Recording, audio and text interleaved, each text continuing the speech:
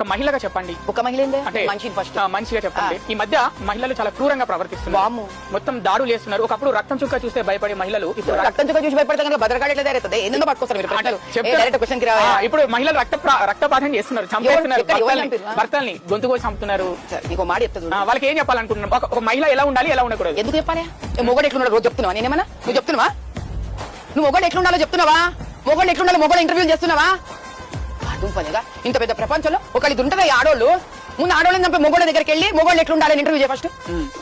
ఏదో ఎప్పుడు ఆడోళ్ళు ఎట్లుండాలి మమ్మల్ని చూడతారు. ఏదో మేమేదా చెప్పేది?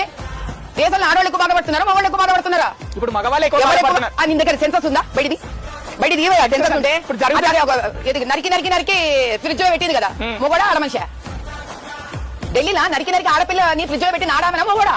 మొగోడు ఆడమ నరికి పెట్టి కదా. ఎంతమంది మొగోళ్ళతో నువ్వు వెళ్ళి ఇంటర్వ్యూ చేసినావు? మొగోళ్ళు ఎట్లుండాలి, ఎంతమంది మొగోళ్ళతో క్వశ్చన్ ఇచ్చినావు నువ్వు? అంటే సమాజం పట్ల ఎవరికి వేసినవా వేయలేదా?